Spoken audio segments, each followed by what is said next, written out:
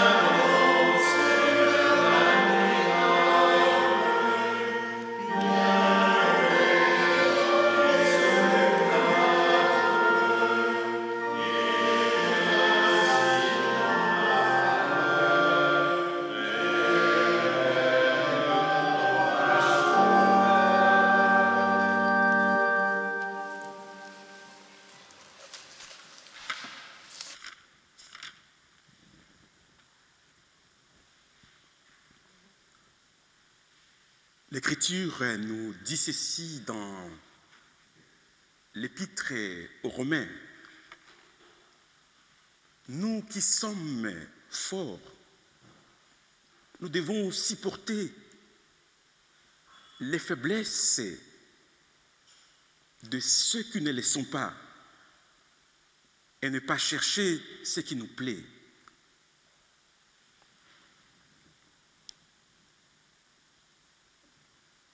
Seigneur, nos paroles et nos gestes sont souvent égocentriques, marqués d'une profonde vanité et d'un orgueil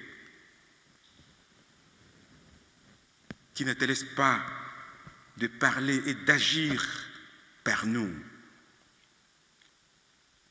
Nous avons toujours notre besoin qui demande à être comblé. Notre attente ou un désir à satisfaire, notre conscience à faire taire, notre blessure à soulager, des profits à récolter et bien d'autres raisons. Inclinons-nous dans la prière.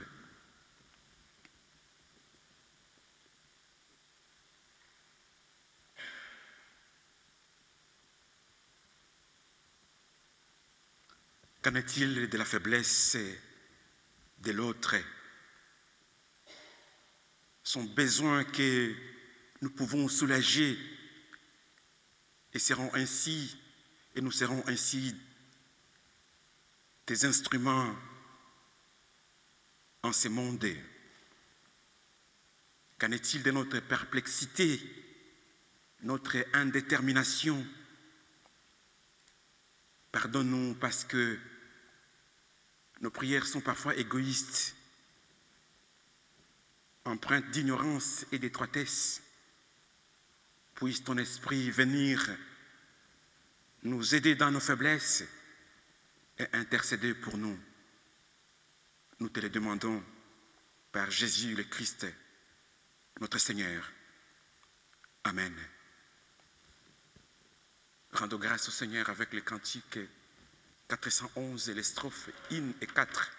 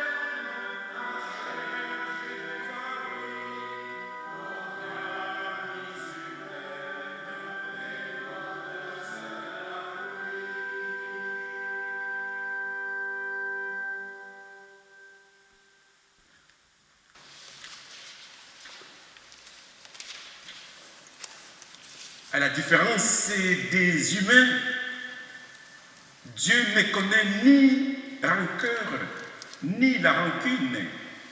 À la différence des humains, Dieu sait réellement pardonner et oublier les fautes commises. C'est pourquoi nous lui disons, Seigneur, nous t'invoquons et nous invoquons ta miséricorde. Change le regard que nous portons sur le monde et sur le prochain. Ouvre nos cœurs à ta vérité Et à ton amour, apprends-nous par l'Évangile à vivre autrement. Chers amis, frères et sœurs, celui qui met sa confiance et trouve sa joie en Christ, il est sauvé. Je vous invite à vous lever, nous allons écouter cette confession de foi et nous chanterons par après les cantiques 526.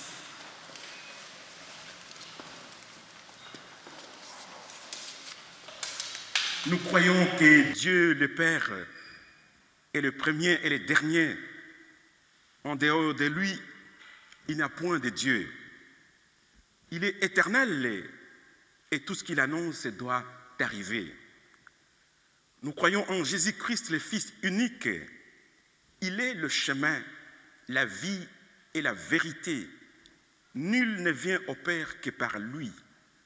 Nous croyons au Saint-Esprit, notre paraclet, qui vient au secours de notre faiblesse. Il intercède en notre faveur. Il nous soutient discrètement dans nos épreuves. Nous croyons à l'unité des chrétiens pour résister au malin au nom de Jésus-Christ.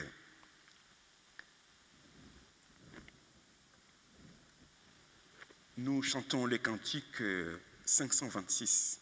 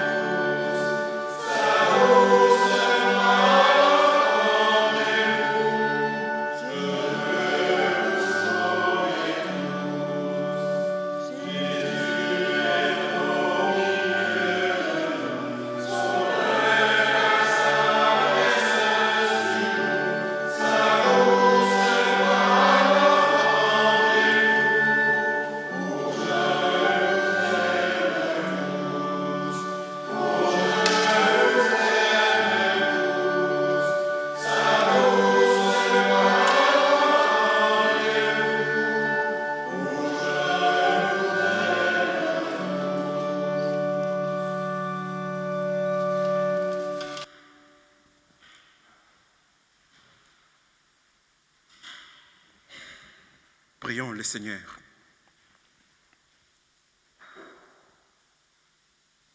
Toute ta parole, Seigneur, est éprouvée.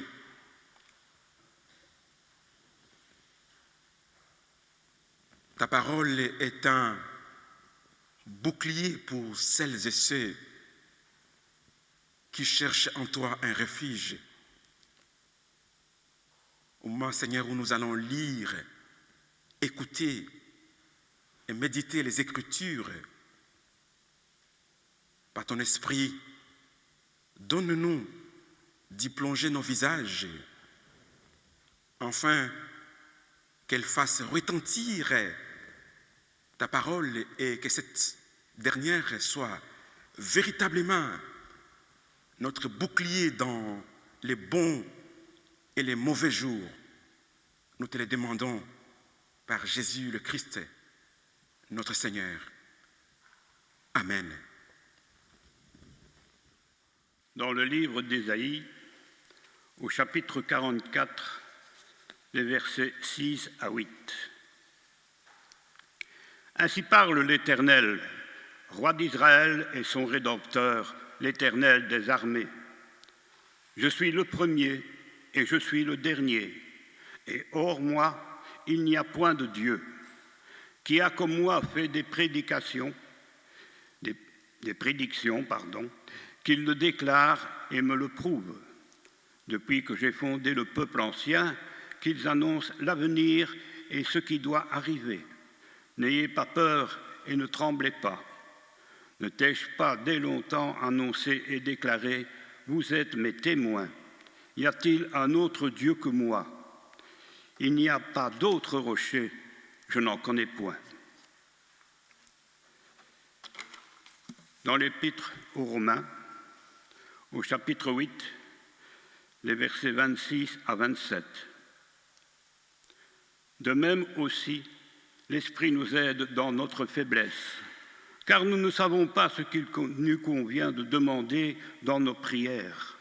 Mais l'Esprit lui-même intercède par des soupirs inexprimables. Et celui qui sonde les cœurs connaît quelle est la pensée de l'Esprit, parce que c'est selon Dieu qu'il intercède en faveur des saints. Dans l'évangile de Matthieu, au chapitre 13, les versets 23, 24 à 43.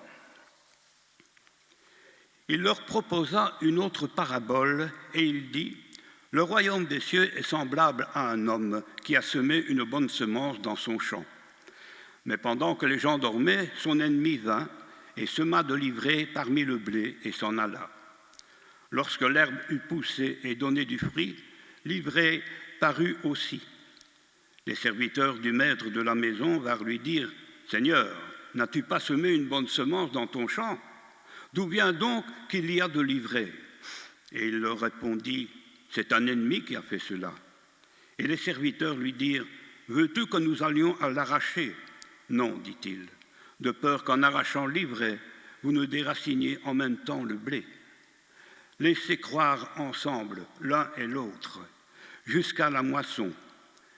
Et à l'époque de la moisson, je dirai aux moissonneurs, arrachez d'abord l'ivraie, et liez-la en gerbe pour la brûler, mais amassez le blé dans mon grenier. Il leur proposa une autre parabole. Et il dit, le royaume des cieux est semblable à un grain de sénévé qu'un homme a pris et semé dans son champ. C'est la plus belle de toutes les semences, mais quand il a poussé, il est plus grand que les légumes et devient un arbre, de sorte que les oiseaux du ciel viennent habiter dans ses branches. Il leur dit cette autre parabole. Le royaume des cieux est semblable à du levain qu'une femme a pris et mis dans 3 mesures de farine jusqu'à ce que la pâte soit toute levée. Jésus dit à la foule toutes ces choses en parabole. Il ne parlait point sans parabole, afin que s'accomplisse ce qui avait été annoncé par le prophète. J'ouvrirai ma bouche en parabole, je publierai des choses cachées depuis la création du monde. Alors il renvoya la foule et entra dans la maison. Ses disciples s'approchèrent de lui et dirent « Explique-nous la parabole de l'ivraie du champ. » Il répondit « Celui qui sème la bonne semence, c'est le Fils de l'homme. Le champ, c'est le monde. La bonne semence, ce sont les fils du royaume. L'ivraie, ce sont les fils du malin. L'ennemi qui l'a semé, c'est le diable. La moisson, c'est la fin du monde. Les moissonneurs, ce sont les anges. Or, quand on arrache l'ivraie et qu'on la jette au feu, il en sera de même à la fin du monde. Le Fils de l'homme enverra ses anges. Ils arracheront de son royaume tous les scandales et ceux qui commettent l'iniquité, et ils les jetteront dans la fournaise ardente, où il y aura des pleurs et de grincements de dents. Alors les justes resplendiront comme le soleil dans le royaume de leur Père. Que celui qui a des oreilles pour entendre, entende. Avant d'écouter la méditation, je vous propose de chanter les cantiques D133.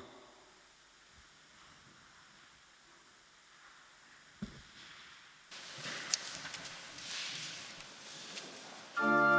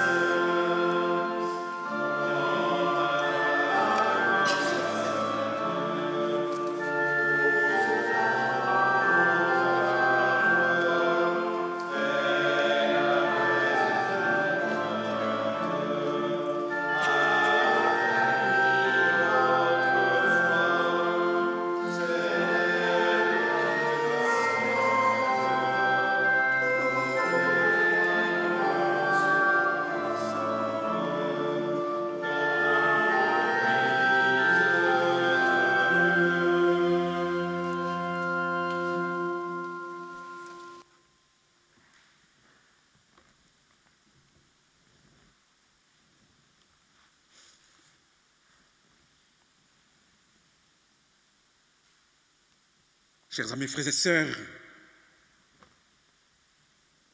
lorsque nous écoutons cet évangile de Matthieu au chapitre 13, du verset 24 jusqu'au verset 43, nous pouvons nous dire que tout a été dit par le Seigneur et nous pouvons rentrer chez nous. Mais tel n'est pas le cas, chers amis, frères et sœurs. Le Seigneur nous dit que le royaume des cieux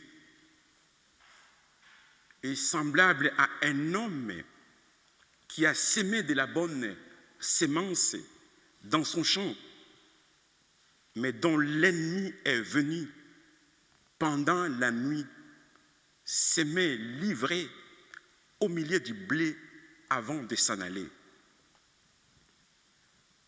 Ensuite, il dit que ce royaume est semblable à un grain de sénévé, un grain de moutarde.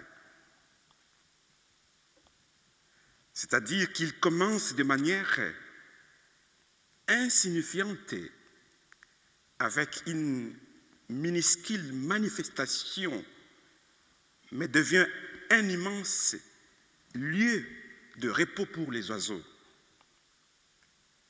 Enfin, il dit que ce royaume se répand comme du levain.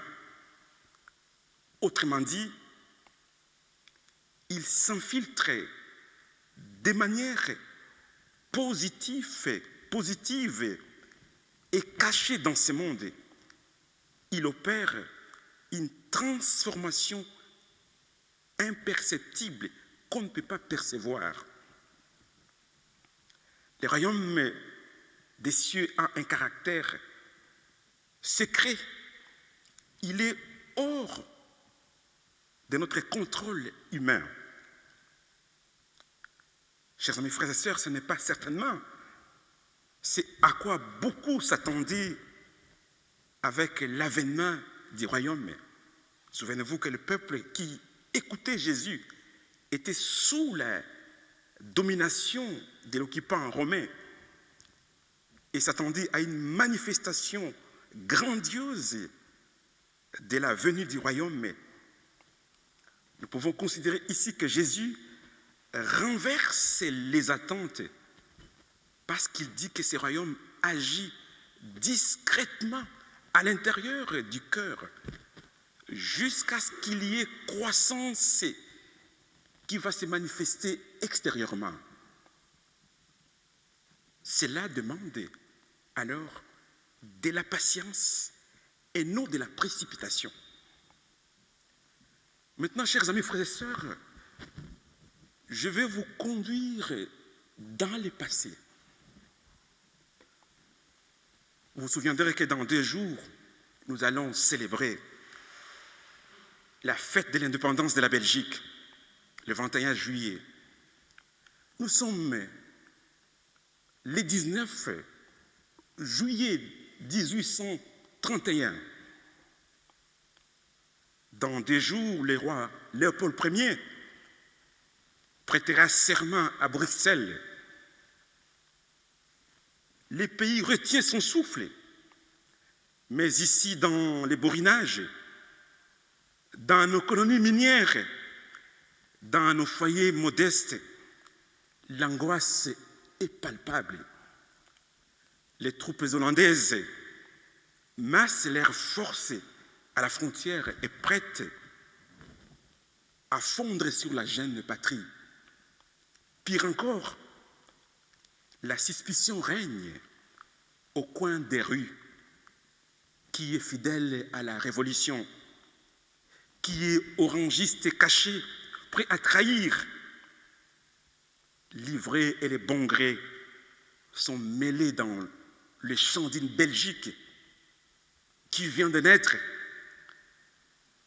Dans la parabole des livrés et du blé, les serviteurs révoltés dirent à leur maître: veux-tu que nous allions l'arracher? Et c'est là me pousse à vous poser une question.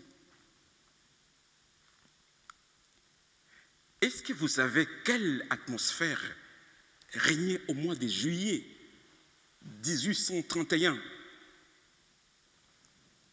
C'est une question que je vous pose. En ce juillet 1831, la tentation était grande de traquer les traîtres, d'épurer, de purger le pays par la violence pour garantir la victoire. Et c'est ici que la réponse du maître de la moisson résonne comme un coup de tonnerre de sagesse. Non, dit-il, de peu qu'en arrachant livré, vous ne déracinez même le blé. Chers amis, frères et sœurs, ici le Seigneur nous met en garde. Il nous met en garde contre notre propre prétention à faire les tris. Nous croyons toujours savoir qui est le bon gré et qui est l'ivraie. Ici, l'Écriture nous exhorte à entrer dans l'intimité du maître de la moisson. Autrement dit, d'avoir de la patience.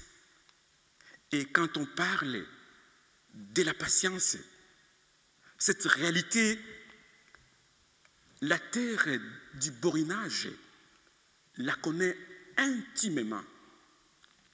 Les hommes et les femmes du charbonnage savaient ce que signifie la sueur et la patience. Quand le mineur descendait dans la fosse, il ne s'agissait pas avec qui il partageait la cage. Dans la pénombre de la mine, comme dans le chant du Seigneur, le cœur sont mélangés. Alors, il est à noter que l'ivraie et les blés se ressemblent tellement pendant leur croissance. Ce n'est qu'au moment de la moisson qu'on les distingue. Dieu nous appelle aujourd'hui non pas à être des juges, mais à être du blé. Toutefois, cette confusion entre ce qui est juste et ce qui ne l'est pas continue de préoccuper la Belgique jusqu'à ce jour. Vous connaissez tous la devise de la Belgique. L'union fait la force. Cette force qui devrait être générée par l'union allait ouvrir la voie à une terre qui pourrait voir surgir une moisson de paix et de prospérité. Tout le monde espérait que le blé de la justice sociale allait être moissonné. Mais quand on vit pousser au milieu de nous, qu'est-ce qu'on a vu pousser au milieu de nous? Plusieurs ménages ont été victimes d'une série de taxes iniques, alors que les hommes du borinage étaient à bout de force au fond des puits de charbon. Le véritable problème était aussi de voir les richesses de vins de terre du borinage partir par les canals de Condé pour enrichir de marchands lointains, tandis que les enfants du borinage étaient en train de mourir de faim. Chers amis, frères et sœurs, je ne vous raconte pas une histoire du passé, mais c'est une doctrine capitaliste qui a été mise en place pour nous faire souffrir. Aujourd'hui, l'ivraie, c'est aussi les ajustements budgétaires forçant notre région, la Wallonie, à se serrer la ceinture. Ces mesures budgétaires strictes étouffent notre maigre croissance en taxant jusqu'à notre pain quotidien. Certains sont privés du fruit de leur labeur, parce qu'on a raboté peut-être les allocations de ceux qui ont trimé toute leur vie, et on a repoussé l'âge de pension pour certains métiers pénibles. Chers amis, frères et sœurs, si vous aviez somnolé un tout petit peu par inadvertance, je tiens mordicus, je tiens fermement à ce que cette parole puisse résonner avec force en vous en ces mois de juillet, pendant que nous nous dirigeons vers le 21 juillet. L'heure de ces mois de juillet est lourde. Une nouvelle vague de chaleur accable nos corps et sature nos esprits. Mais ce n'est pas seulement le climat qui étouffe, c'est la crise sociale qui sature le pays. Certains élèves sont passés des classes sans avoir passé les examens de fin d'année, car il y avait une grogne dans le monde de l'éducation. Aujourd'hui, plus que jamais, l'humanité est divisée en deux camps. Les possédants qui peuvent tout se permettre et décider tout, et les autres qui sont une très grande majorité de la population, qui doivent travailler très dur pour gagner quelques parcelles de bonheur ou de façon dramatique pour tout simplement survivre. Les grandes puissances sont en train de mener des guerres partout où leur économie est menacée. Ce sont elles qui décident tout. Elles discriminent d'autres États et ferment parfois les yeux sur la corruption des États et ces États qu'elles soutiennent et sur leur propre violation des droits humains. Jusqu'à quand vont-elles continuer de saccager les bons grains sous prétexte d'arracher l'ivraie qu'elles seules seraient à mesure de discerner? Jusqu'à quand? Ça nous rappelle encore le cri quand nous lisons le livre d'Apocalypse au chapitre 16. Ceux qui étaient dans la félicité céleste, ils criaient au maître de la moisson: jusqu'à quand vas-tu laisser tes saints souffrir sur terre? Et le maître de la moisson leur dira: contentez-vous de la félicité céleste, car mon temps n'est pas encore arrivé. Chers amis, frères et sœurs, lorsque Jésus dit « Laissez croître ensemble l'un et l'autre jusqu'à la moisson », il montre comment le royaume des cieux coexistera avec les fils du malin tout au long des âges. Au milieu de ce qu'on pourrait estimer comme la confusion, c'est là la justice du royaume qui engendre une transformation personnelle pour créer la différence. Il est important que nous soyons capables d'agir avec amour et de ne pas garder silence devant les injustices afin de faire la différence. C'est certain que nous verrons, c'est certain que nous ne verrons pas le mal déraciner ou éliminer avant la fin de ces âges. Il y aura une nature mixte dans ce monde. Cependant, ne nous trompons pas. Le mal ne provient du malin et non de Dieu. Nous devons nous attendre à un combat spirituel tout au long des âges, car nous vivons dans un environnement contaminé par le mal. Mais une seule chose, nous savons déjà l'identité du semeur malveillant. Son identité est connue. Mais à l'horizon de l'histoire se profile un salut certain pour celles et ceux qui ont cru en Christ et un jugement certain pour ceux qui se sont alignés sur les malins. En attendant ces jours, veillons sur notre communauté chrétienne. Ne laissons aucune ivrée de haine, de colère ou autres zizanies s'enraciner en nous. Assurons-nous que les semences toxiques ne se propagent pas pour diviser nos rangs. Soyons ces bons grains qui résistent à la tempête créée par la volonté malveillante humaine. Soutenons-nous les uns les autres et attendons l'heure du Seigneur.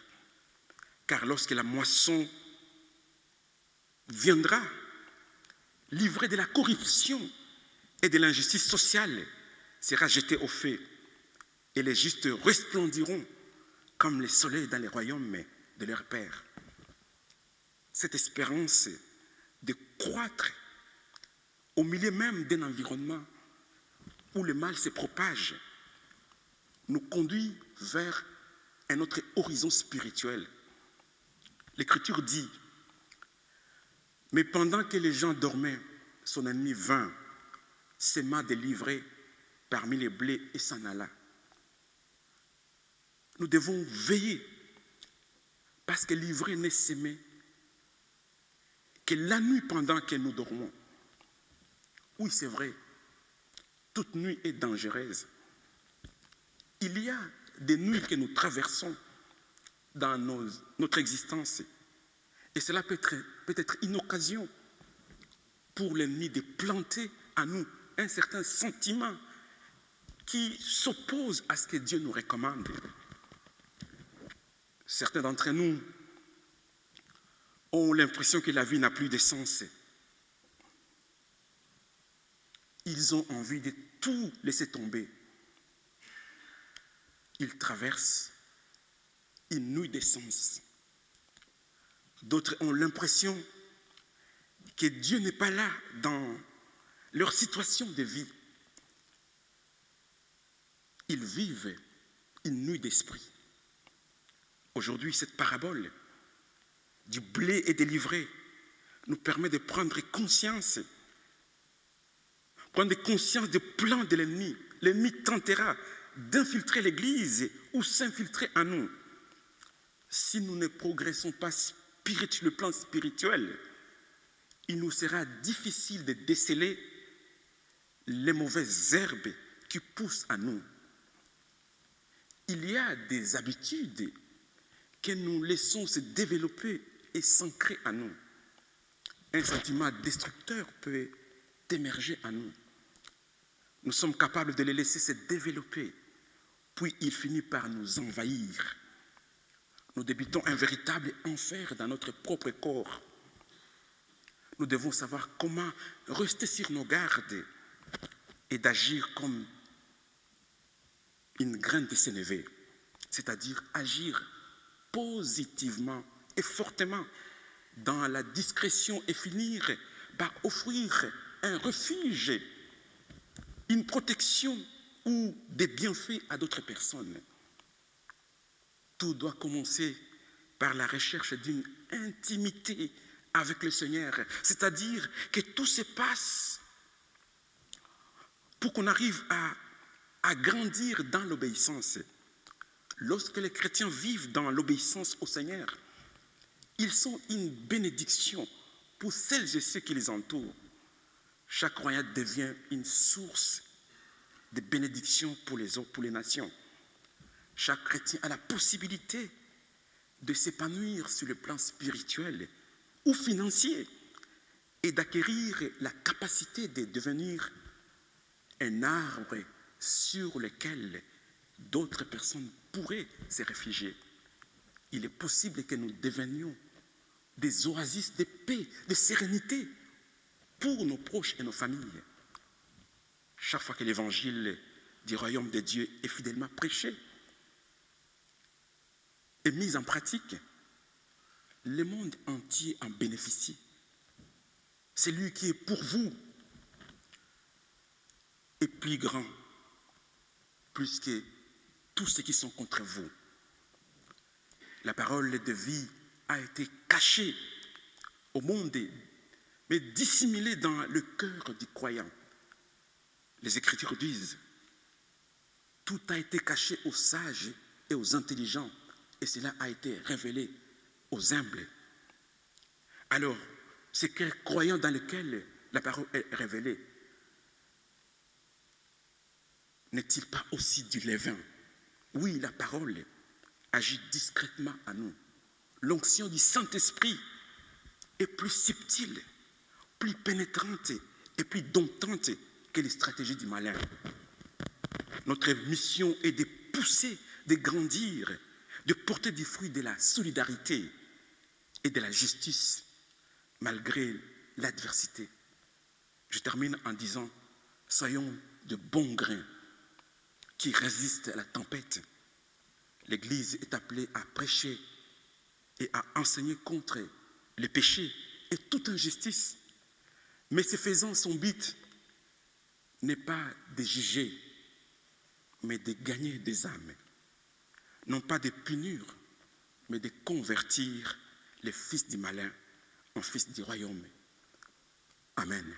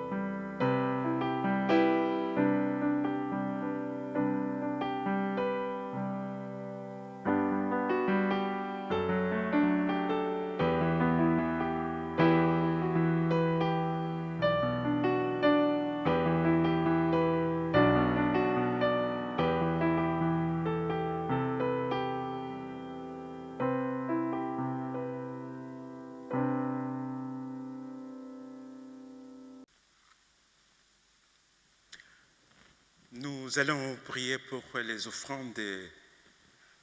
J'espère que vous vous souvenez que la caisse pour l'offrande, ça se trouve juste à l'entrée. Si vous avez oublié, vous le ferez peut-être à la sortie.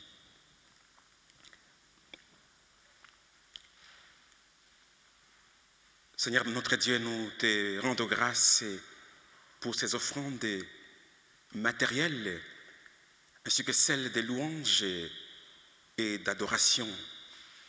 Telle est l'expression de notre amour envers toi, mais aussi, et plus encore, envers notre prochain qui est dans les besoins. Béni sois-tu, toi qui était et qui vient, par Jésus le Christ, notre Seigneur. Amen. Je vous invite à chanter le cantique 605. Amen.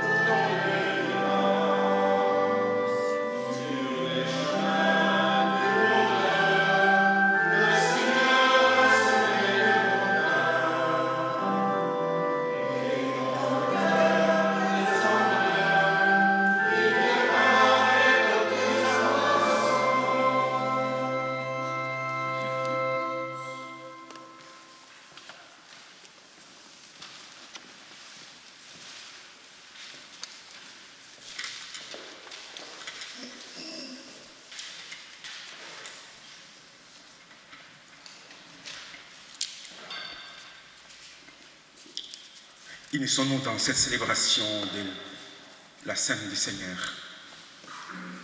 Seigneur Jésus-Christ, tu nous appelles à te suivre sur le chemin de la foi.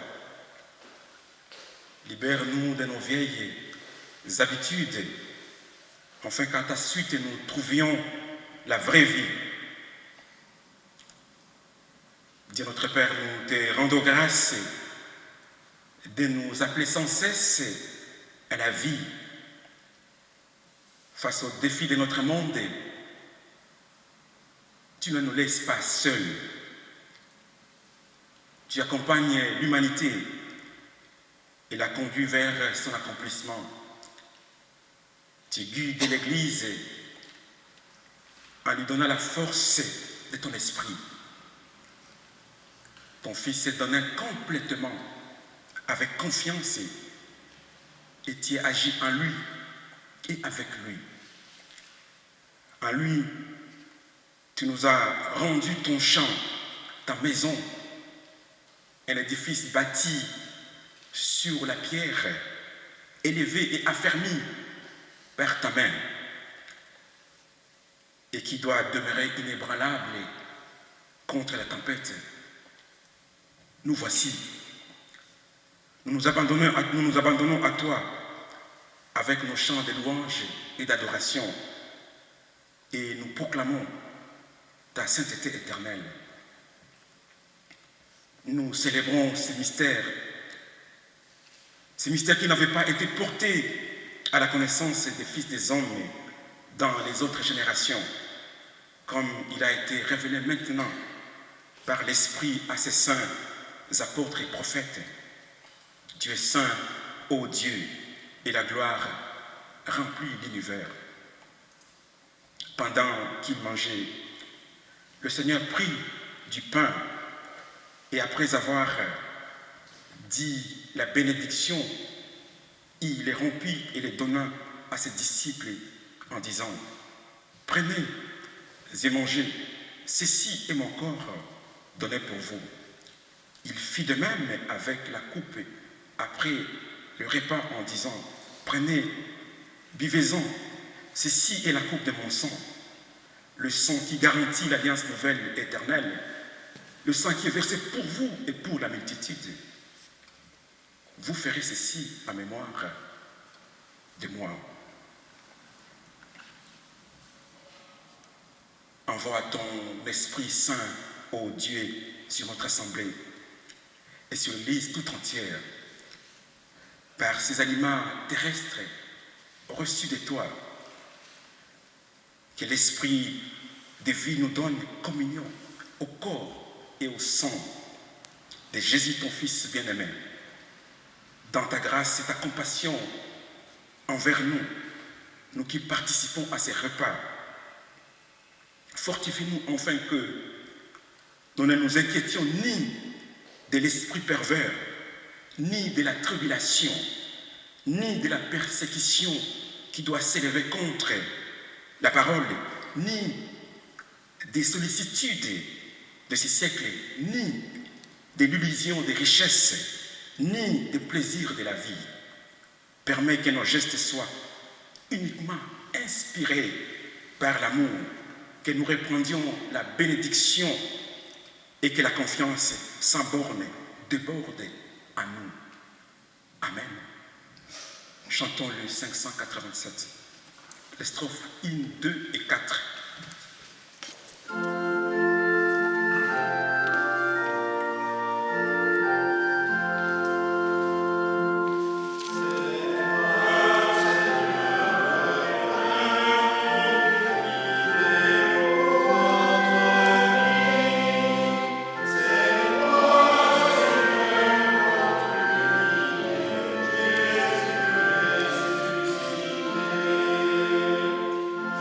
Jésus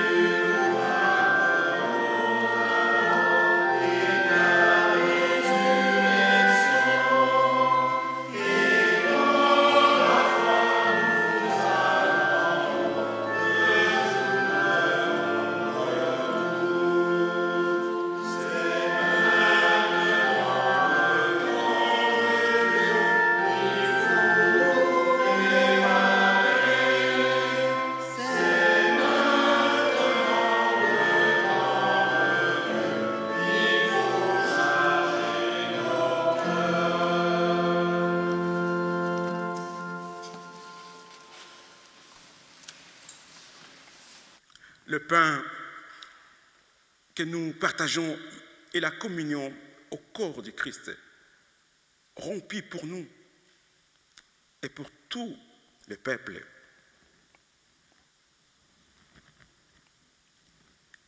La coupe de bénédiction pour laquelle nous rendons grâce est la communion au sang du Christ, le sang versé pour nous et pour tous les peuples.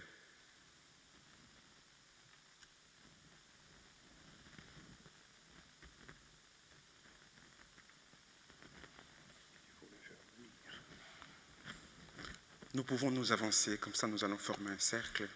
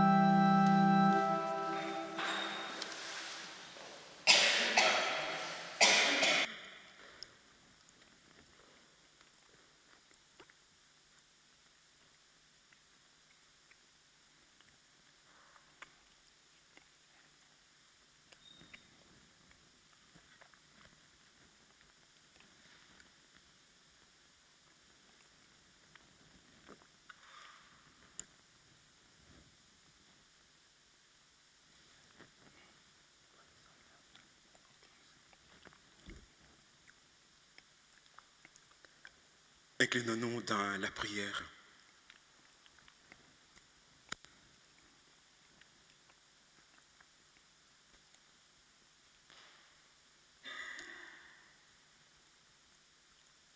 Tendre Père, ô Dieu notre Père, nous voici, nous qui recherchons le sens,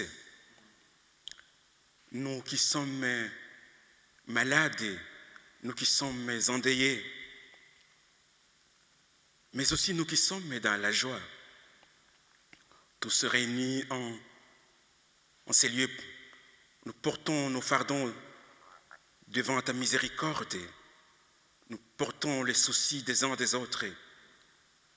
Nous nous unissons en esprit et en vérité. Nous voulons, Seigneur, nous aligner à ta volonté. Ô Dieu, donne-nous ton esprit afin que nous puissions veiller à chaque instant, que nous puissions produire des œuvres qui reflètent ta volonté, que nous soyons de blé, de justice, de paix et d'amour. Nous te prions, Seigneur, pour nos frères et sœurs qui souffrent en ces moments, celles et ceux qui sont endeuillés, la famille d'André. Ô Dieu, que ta paix qui surpasse toute compréhension vienne se reposer dans leur famille, dans sa famille. Pour nous tous ici, pour celles et ceux qui avancent en âge, nous te prions, Seigneur, d'ouvrir un lendemain nouveau, afin que la foi ne puisse pas faiblir. Donne-nous un cœur qui résiste à l'épreuve, à la tempête. Ouvre-nous, Seigneur, à un lendemain nouveau.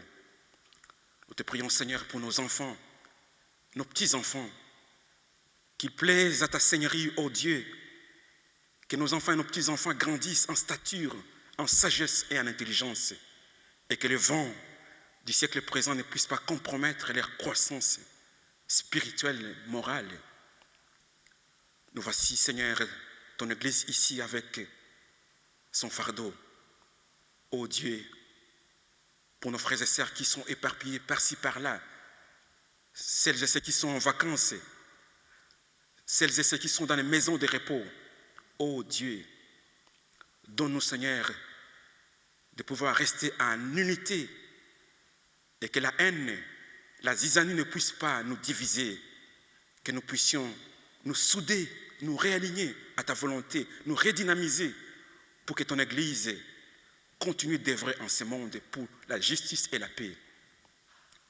Béni sois-tu, ô Dieu, toi qui nous ouvres à une semaine nouvelle. En ce 21 juillet, nous allons célébrer la fête de l'indépendance de la Belgique. Que ce jour ne soit pas seulement un jour de commémoration, que ce ne soit pas seulement un jour de souvenir, mais que ce soit un jour de réarmement moral, spirituel, pour que les hommes et les femmes qui dirigent ce pays puissent se réaligner réellement à ta volonté. Guide, Seigneur, les autorités qui nous dirigent. Ouvre-les, Seigneur, à une volonté d'agir pour les biens communs et non pour les biens particuliers ou égoïstes. Béni sois-tu, Seigneur, qui nous conduit et nous guide. Bénis notre semaine. Bénis, Seigneur, partout où nous foulerons nos pieds, nos maisons, nos moyens de transport. Partout où nous serons, sois avec nous, Seigneur. Voilà pourquoi nous te disons, notre Père qui es aux cieux, que ton nom soit sanctifié, que ton règne vienne, que ta volonté soit faite sur la terre comme au ciel. Donne-nous aujourd'hui notre pain quotidien. Pardonne-nous nos offenses, comme nous pardonnons aussi à ceux qui nous offensent. Ne nous laisse pas entrer en tentation, mais délivre-nous du mal, car c'est toi qui as dit, le règne, la puissance et la gloire, pour les siècles des siècles. Amen. Nous pouvons regagner nos places dans la paix.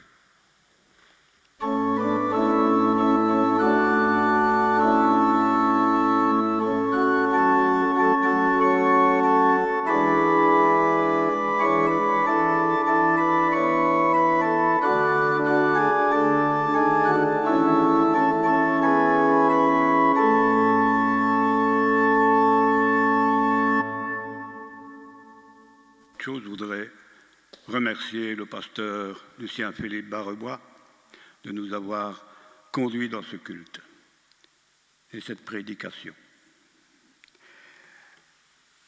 Quelques annonces. On va commencer par nos frères de Boussu. Rappelez que cet après-midi, en fin d'après-midi, on a un petit repas frites.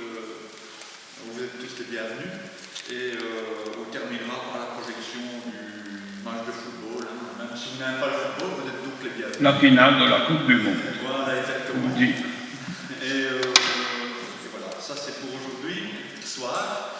Et puis il ne reste pas grand-chose pour la semaine à venir, si ce n'est quand même le catéchisme qui aura lieu donc vendredi à 18h. Voilà. Et on a une petite pensée pour Karine, qui est avec le SPJ en vacances, en Alsace, je pense. Voilà, et je pense que ça se termine aujourd'hui, donc à bientôt. Merci. Dour. Pas d'annonce pour Dour, c'est bien. À Carnion, je peux vous dire que le prochain culte aura lieu à Dour, bien sûr, la semaine prochaine. À Boussu, pardon. À Boussu. Je me trompe, il y en a tellement que... Bon, disons à Boussu, allez. D'accord, voilà.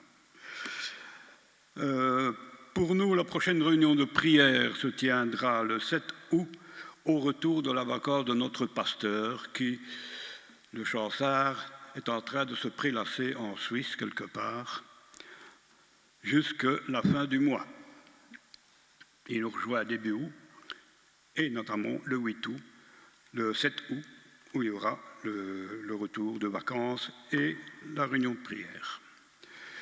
Je n'ai pas l'heure, donc je vous dirai l'heure plus tard, mais je n'ai pas noté l'heure et lui non plus. Alors, le culte de rentrée du 13 septembre, avec repas campagnard, les renseignements seront communiqués, tout est décidé et une affiche à l'entrée du temple et dans la salle. Et je crois que je n'ai plus d'autres annonces, sinon que je vous invite, après le culte, dans la salle annexe, pour un verre de l'amitié qui peut être très diversifié.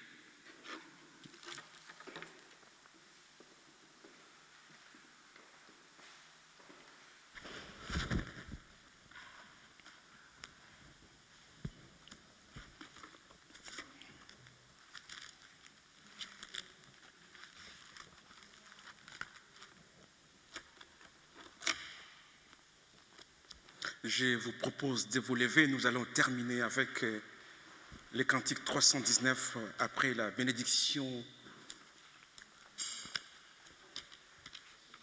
319.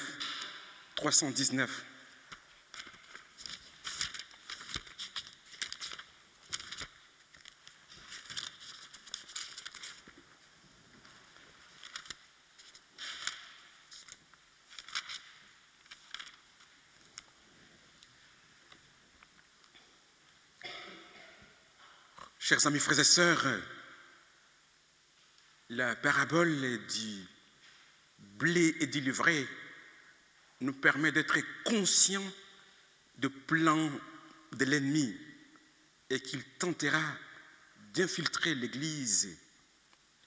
Nous devons savoir comment être sur nos gardes, ce qui devrait nous encourager à prier. Que le Seigneur honore votre foi et vous sauve, et qu'il vous garde dans son amour. Il vous bénit, c'est lui qui est le Père, le Fils et le Saint-Esprit. À lui le règne et la gloire de siècle en siècle. Amen.